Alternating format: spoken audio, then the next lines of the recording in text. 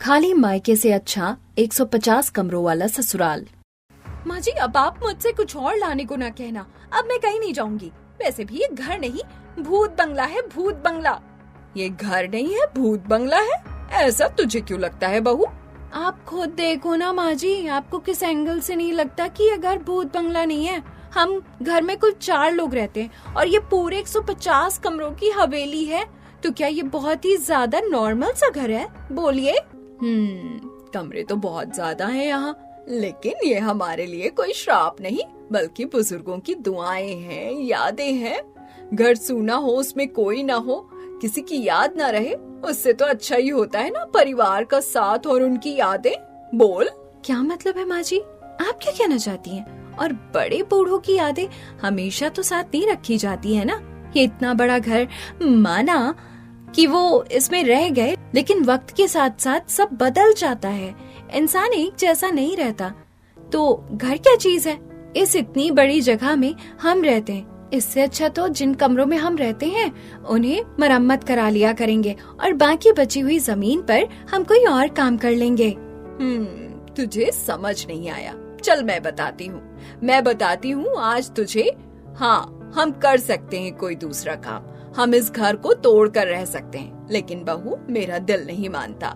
जिस दिल ने परिवार का साथ बड़े पहले खो दिया हो, उनकी यादें उसके लिए बड़ी ही अहम होती हैं। चल, आज मैं तुझे बताती हूँ कि मैं इस जगह से इतनी मोहब्बत क्यों करती हूँ। गीता की सास ऐसे बोलकर अपने पुराने दिनों में खो गई और उसे अपने बीते हुए अतीत की बातें बताने लगी। दीदी, आज तो मैडम ने आग की मात्रा वाले शब्द लिखने को दिए हुए। आप बताओ ना कि क्या क्या लिखूं? आग की मात्रा में लिख आम, आग और। दीदी, मेरे भी ये जोड़ घटाने के सवाल करने में मदद कर दो ना। अच्छा, ये तो जोड़ घटाने के साथ साथ गुणा और भाग के भी सवाल हैं। चल मैं बताती हूँ, तू कर। पूर्वी की उम्र 10 साल थी। वो एक गरीब लड़की थी जिसके घर में उसके छोटे भाई बहन तारा और तरुण और उसके माँ बाप रहते थे। वैसे तो वो लोग गरीब थे, लेकिन पूर्वी के घर में सभी अपने हालातों में काफी ज्यादा खुश रहते थे। ऐसी सिलसिला जारी था और आज के दिन पूर्वी अपने भाई बहन के साथ बैठकर पढ़ाई कर रही थी और उसके माँ बाप दोनों काम पर गए हुए थे। अभी वो भाई बहन पढ़ाई कर ही रहे थे कि तभी पूर्वी के माँ बाप कमला और हिमेश काम पर से आ गए। वो दोनों मौसमी फल और सब्जी वगैरह बेचने का काम किया करते थे। माँ पापा आप दोनों आ गए, ये लीजिए पानी लीजिए। अरे वाह, मेरे बच्चों ने तो मेरा दिल ही खुश कर दिया। सभी कैसे अच्छे बच्चों की तरह पढ़ाई कर रहे हो, हैं? बहुत अच्छे, ऐसे ही जीते रहो और खूब मेहनत करो। मुझे यकीन है एक दिन मेरे बच्चे मेरा नाम जरूर रोशन करेंगे। मेरे बच्चे तो हैं मेहनती। अरे बच्चों, ये लो अमरूद खा लो, मैं मसाला लगवा कर लाई हूँ, तुम लोगों को पसंद है ना? अरे वाह, अमरूद अमरूद, ये। बच्चे तो छोटी छोटी चीजों से भी कितने खुश हो जाते हैं।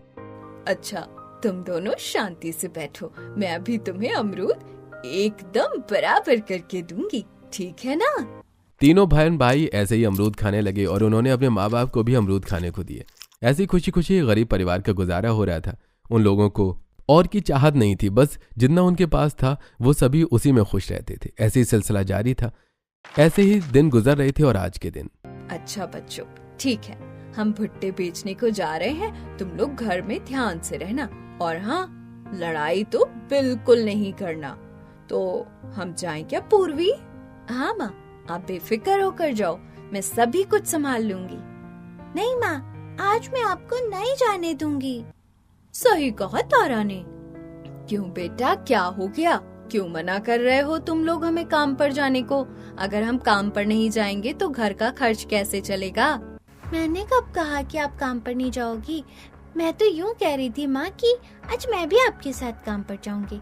आप हमेशा बस बोलती हो कि हाँ तुम्हें ले चलेंगे, लेकिन कभी लेकर नहीं जाती। अब आज मैं नहीं रुकूंगी।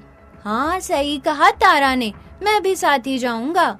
नहीं तरुण, तू पागल है और तारा तू भी। माँ पापा क्या मजे करने को जा रहे हैं? पता भी है काम करने में कितनी मेहनत लग जाती है। तुम दोनों थक जाओगे। तुम जाने की जिद नहीं करोगे। आप चाहे से आज कुछ भी करो, लेकिन हम तो जाएंगे। अच्छा, अपनी बहन से इस तरह से कौन बात करता है तरुण? और कोई कहीं नहीं जा रहा, घर में दीदी के साथ रहो। कमला क्या हो गया? चलो ले चलते हैं ना बच्चों को।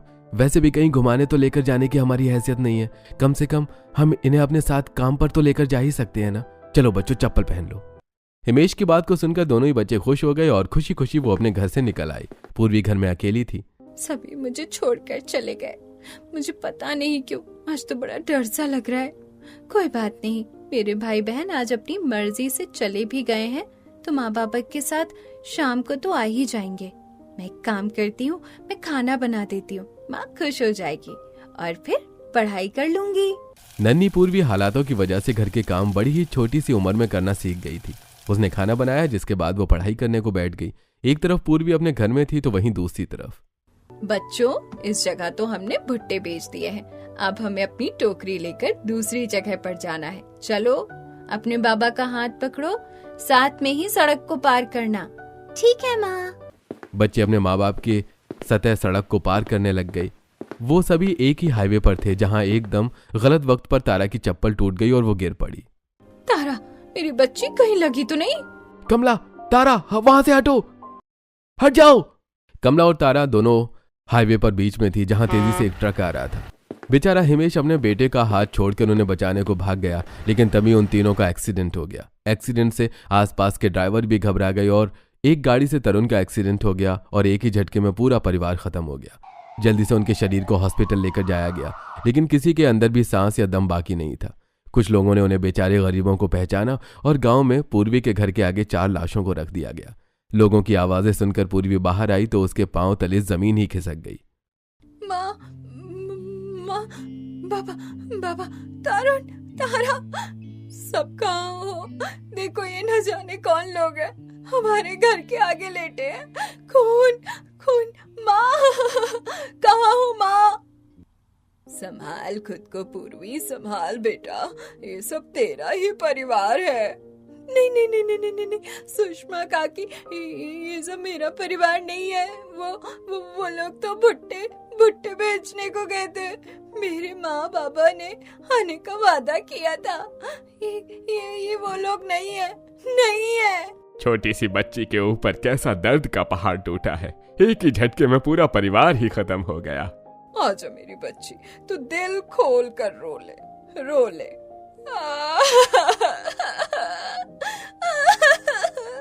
पूर्वी की हालत उस वक्त इतनी दर्दनाक थी कि आसपास खड़े हुए लोगों की आंखें भी नम हो गई।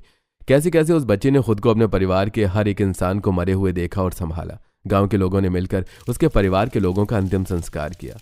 पूर्वी का लगभग 1 हफ्ता बेसुध गुजरा। गांव के लोग उसे रोटी दे देते थे और गुमसुम सी पूर्वी बस उसे खाकर घर में बेसुध पड़ी रहती थी। लगभग 1 हफ्ते के बाद पूर्वी को होश आया और आज के दिन अब घर में बस मैं हूँ।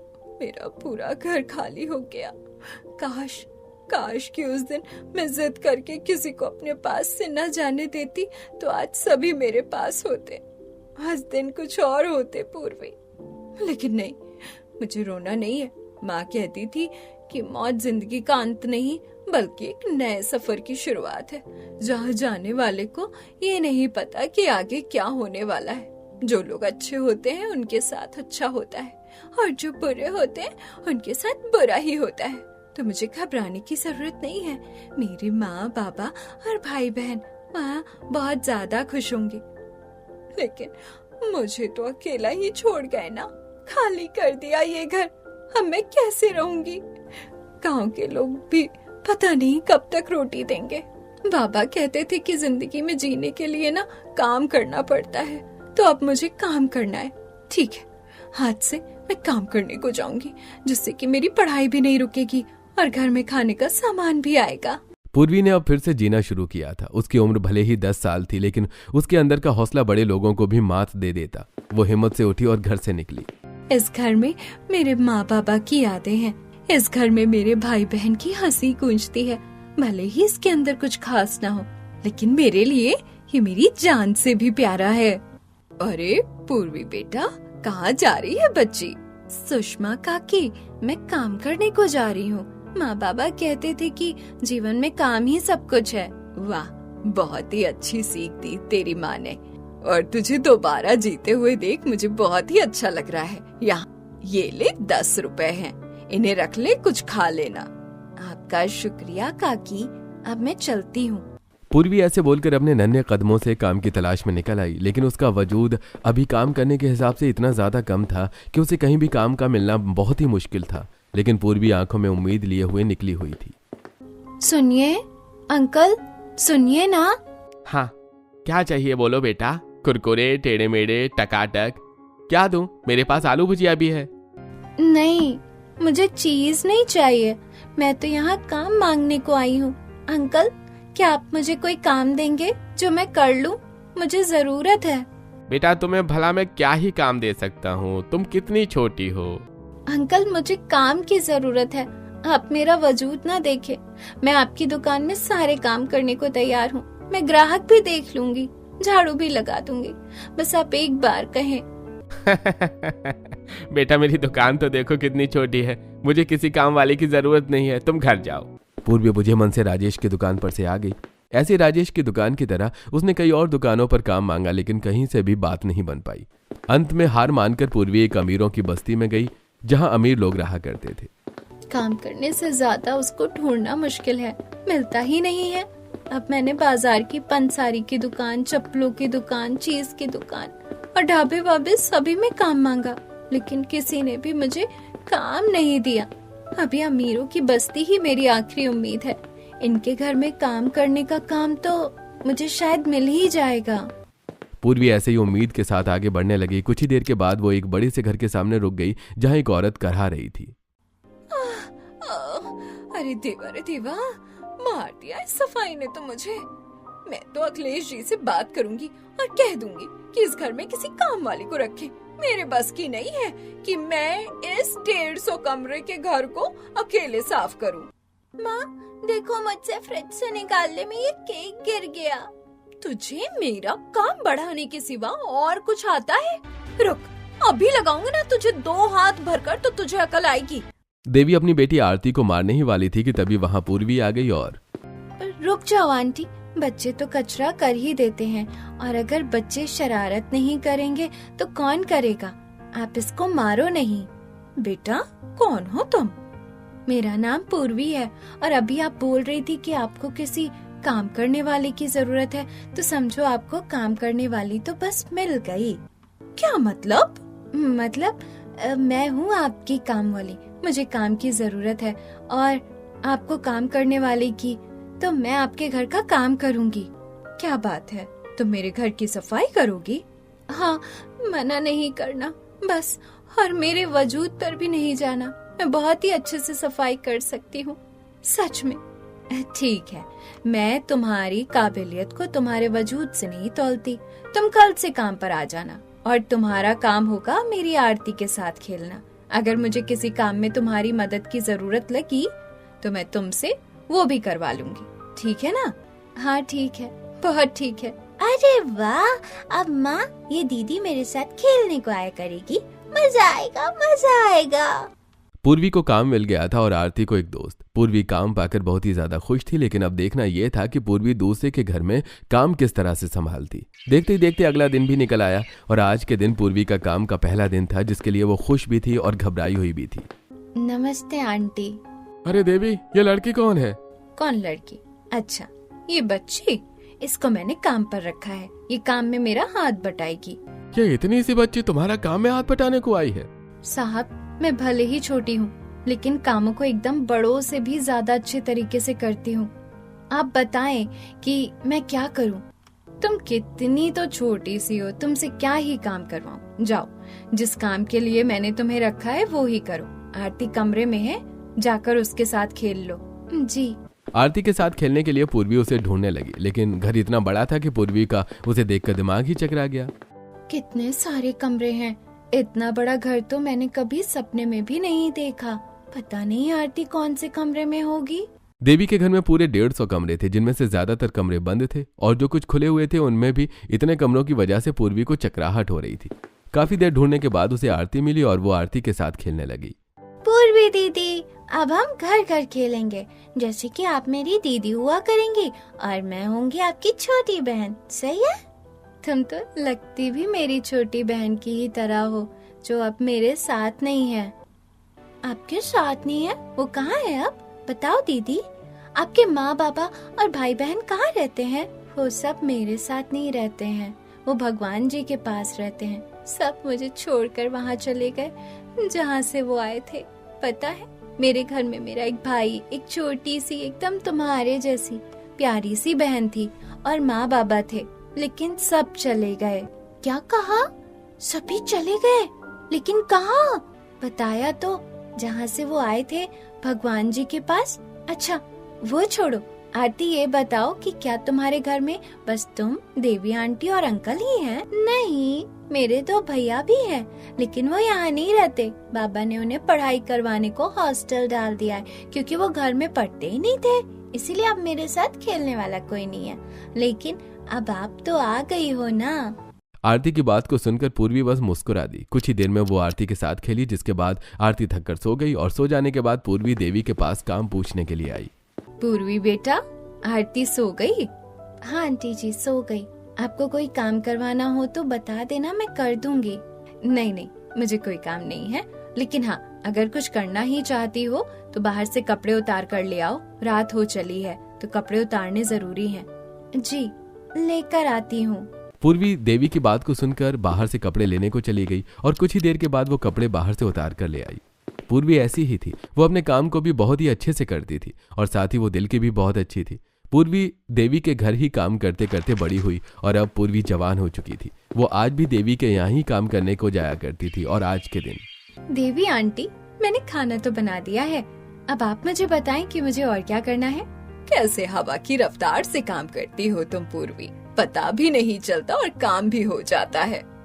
बस मेरी माँ भी ऐसे ही काम करती थी और मैं भी ऐसे ही करती हूँ। माँ की आदतें और हुनर बेटियों में तो आ ही जाता है। वैसे पूर्वी, मुझे तो कोई काम नहीं है। अब बताओ, अगर तुम्हें घर जाना हो तो तुम जा सकती हो, अगर तुम्हें कोई काम हो। मुझे क्या काम होगा, मेरा घर तो खाली है, मेरा वहाँ कोई काम नहीं है। देवी आंटी। पूर्वी दीदी। हाँ बोलो आरती। पूर्वी दीदी, आप यहाँ हो और मैं सारे इस 150 कमरे के घर में आपको ढूंढती फिर रही हूँ। मेरे साथ आओ, मेरे कॉलेज का प्रैक्टिकल है, उसके लिए मुझे फाइल बनानी है, तो मेरे साथ फाइल बनवा दो। ठीक है, चलो। पूर्वी आरती के साथ चली गई और उसके साथ वो कॉलेज का काम करवाने लगी। कुछ ही देर के बाद उसका घर जाने का वक्त भी हो गया, तो वो अपने घर को वापस आ गई। अभी पूर्वी रास्ते में ही थी कि उसकी नजर एक बूढ़ी औरत पर पड़ी, जो कि बीच सड़क पर थकी हुई सी बैठी थी। अरे अम्मा जी, आप ऐसे क्यों बैठी हुई हैं? अरे कौन है? ओ बेटा, मैं इसीलिए बैठी हुई हूँ क्योंकि मेरे पाँव बड़े ही दर्द कर रहे हैं। ये सामान मेरे हाथों में है, लेकिन मेरी इतनी भी हिम्मत नहीं हो रही है कि मैं इस सामान को उठाकर सड़क को पार ही कर लूं। कोई बात नहीं है, मैं हूं ना, मैं आपको सड़क पार करवा दूंगी। लाइए, ये सामान मुझे दे दीजिए, मैं आपको ये सड़क पार करवाती हूँ। पूर्वी ने विमला का भारी सामान उठाया और वो उसे सड़क के किनारे लेकर जाने लगी। पूर्वी का मदद करता हुआ मंजर वहीं खड़ा हुआ एक लड़का देख रहा था, जिसको पूर्वी का ये दयालुता का भाव बड़ा ही पसंद भी आया। हाँ, लीजिए, हो गई सड़क पार। भगवान तुम्हें हमेशा खुश रखे बेटी, तुम जहाँ भी जाओ खुशियाँ तुम्हारे कदम चूमे। चलती हूँ। कितनी अच्छी लड़की है, कैसे मदद की इसने। चलो, अच्छा है कि दुनिया में आज भी अच्छे लोग मौजूद हैं। अब मुझे भी चलना चाहिए। निखिल ऐसे बोलता हुआ अपनी राह को निकल गया और पूर्वी अपने घर को आ गई। ऐसे ही अगला दिन भी आया और हमेशा की ही तरह पूर्वी आज भी अपने काम पर ही थी। मालकिन, अभी तक तो आपने 10 ही कमरों को खोला हुआ था, अभी 12 क्यों खुले हुए हैं? अरे हाँ पूर्वी, वो मैंने तुम्हें बताया नहीं, मेरे 2 बेटे भी हैं। वो ना अभी तक तो शहर से बाहर थे पढ़ाई के सिलसिले में, लेकिन अब ना वो आ गए हैं, तो ये उनके ही कमरे खुले हुए हैं। अच्छा, एक तो पहले ही ये घर भूल भुलैया था, 10 कमरे भी कम नहीं होते हैं, अब 10 से 12 हो गए।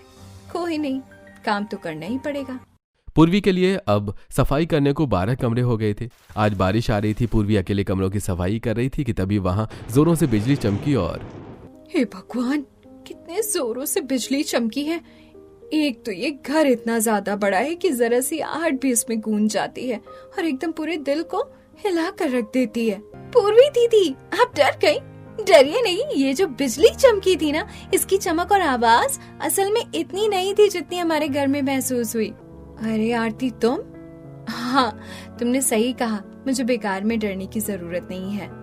चलिए मैं भी आपके साथ कुछ करवा देती हूँ। बताइए कि क्या मदद करनी है आपकी।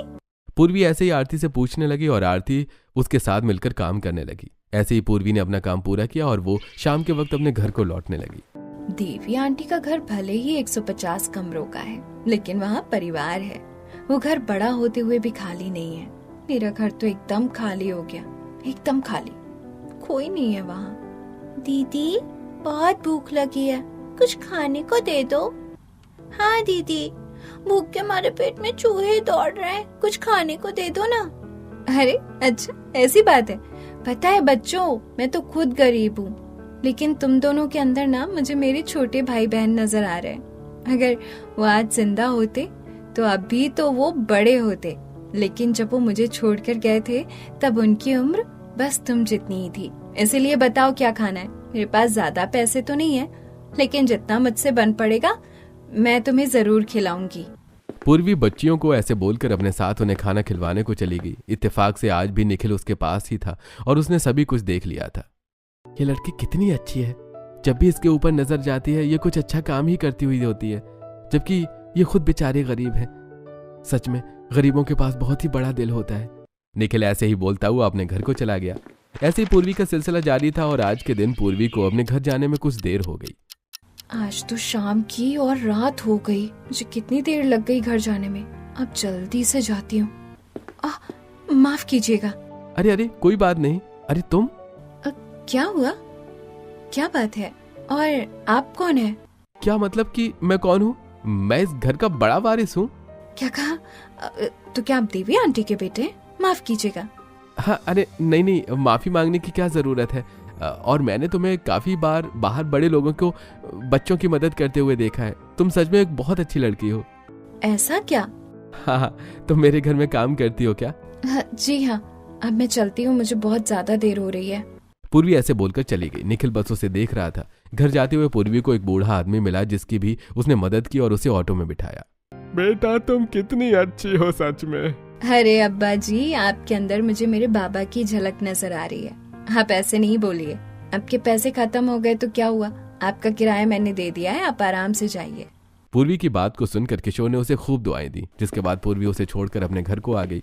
पूर्वी एक तरफ अच्छे काम कर रही थी, वहीं दूसरी तरफ पूर्वी निखिल को पसंद आ गई थी। माँ, वो जो आपकी काम करने वाली है ना? हाँ, कौन? पूर्वी? हाँ वही। क्या बात है भाई, कहीं भाभी बनाने का इरादा तो नहीं है उसको? चुप कर। हाँ बोलो बेटा, क्या बात है? कुछ नहीं बाबा, वो मुझे अच्छी लगने लगी है। अभी कुछ दिनों पहले माँ मेरी शादी के लिए बात करने वाली थी, तो मैंने सोचा बता दूं कि मेरी पसंद क्या है। है भाई? सच्ची में? सच्ची में आपको पूर्वी इतनी पसंद आ गई है? इससे अच्छी तो कोई बात और मुझे सुनने को मिल ही नहीं सकती है। अरे वो बच्ची तो बचपन से मेरी आंखों के सामने ही बड़ी हुई है। बेचारी के माँ बाप भाई बहन बचपन में ही एक हादसे में गुजर गए। नन्ही सी जान ने अकेले ही खुद को इस दुनिया में संभाला। तो माँ, आपको मेरी पसंद से कोई आपत्ति नहीं है? मुझे क्या आपत्ति होगी बेटा, बल्कि मैं तो बहुत ही ज्यादा खुश हूँ। ठीक है, मैं कल ही पूर्वी से बात करूंगी और मैं जानती हूँ कि वो इतनी सीधी है कि मेरे एक बार के ही कहने पर वो मान भी जाएगी। देवी की बात को सुनकर निखिल खुश हो गया और बस फिर क्या था, अगले ही दिन देवी ने पूर्वी से निखिल के साथ उसकी शादी की बात की, जिस पर पूर्वी शर्मा गई और उसने हाँ कर दी। बेचारी बिन माँ बाप की बेटी की शादी खामोशी में ही हो गई और पूर्वी देवी की बहू बनकर उसके घर को आ गई। जब निखिल की शादी की खबर लगी तो उसकी 2 बुआ थी, वो अपने भाई के घर आ गई और पूर्वी उन सभी की सेवा करने लगी। माँ भावना माँ और संगीता माँ कहाँ है? अभी तो यही थी, देख किसी कमरे में होंगी। अच्छा, हे भगवान, इस 150 कमरों में अब कहाँ ढूंढूं अपनी बुआ सास को। बुआ जी, क्या आप इस कमरे में हैं? क्या हुआ, अभी तक नहीं मिली है क्या? नहीं माँ जी। माँ जी, वैसे जब इस घर में इतने लोग रहते नहीं हैं, तो 150 कमरों का क्या फायदा? आप इन्हें खत्म करवा दो ना, वैसे भी ये दिक्कत ही बढ़ाते हैं। वही तो नहीं कर सकती हूँ ना पूर्वी, और इस बात को तुमसे बेहतर कोई नहीं समझेगा। इस घर में हमारे पुरखों की यादें हैं, पता है, यहाँ वो मिलजुल कर रहा करते थे। ये घर घर नहीं है, तोहफा है, इसीलिए हम इसे नहीं छोड़ सकते। समझ आया? ये दिक्कत 2 पल की है। बुआ जी चली जाएंगी तो ये कमरे बंद हो जाएंगे, लेकिन अगर यहाँ से चले गए तो पुरखों की यादें भी चली जाएंगी ना। सही कहा आपने माँ, मैं तो ये भूल ही गई थी कि अपने गुजरे हुए लोगों की यादें बहुत खास होती हैं और उनका एहसास हर जगह नहीं होता। माफ करना माँ, आज के बाद मैं कभी ऐसी बात नहीं करूंगी और वादा करती हूँ ये घर जैसा है अपनी मौजूदगी में मैं इसमें कभी कोई बदलाव नहीं होने दूंगी। वादा है मेरा माँ जी। मुझे परिवार मिला है तो इस परिवार को खुश रखना अब मेरा कर्तव्य है। पूर्वी की बात को सुनकर देवी मुस्कुरा दी और उसने उसके सिर पर हाथ रखा। मुझे यकीन है, मुझे यकीन है, मुझे यकीन है पूर्वी, मुझे यकीन है। ऐसा बोला था मुझसे मेरी सास ने बहू। तुझे शायद महसूस हुआ हो या ना हुआ हो, लेकिन परिवार होना सबसे बड़ी दौलत है। जिसके सिर पर माँ बाप का साया है, जिसके घर में भाई बहनों की रौनक है ना, वो है असली खुशी, असली दौलत और असली खजाना। ये जो घर है, अब तुझे पता चला कि ये क्यों खास है मेरे लिए, और इसमें आज भी 150 कमरे क्यों हैं? हाँ माँ, समझ गई मैं कि क्यों आपके लिए ये घर इतना खास है और इसका कुछ भी क्यों नहीं बदलना चाहती है। ठीक है, जैसे आपने इस घर को अंगूठी में नगीने की तरह समझा, आज से ये मेरे लिए भी वही दौलत है। अरे माँ जी, 7 बज गए, मैं खाना बनाती हूँ, बाबा और ये आते ही होंगे। पूर्वी ने अपनी बहू की बात पर गर्दन हिला दी थी। पूर्वी ने जो वादा अपनी सास को दिया था उसे खुद के सास बन जाने तक उसने बरकरार रखा और अब पूर्वी की बहू गीता उस वादे और पुरखों की याद के साथ चल रही थी और सभी खुशी खुशी रहते थे।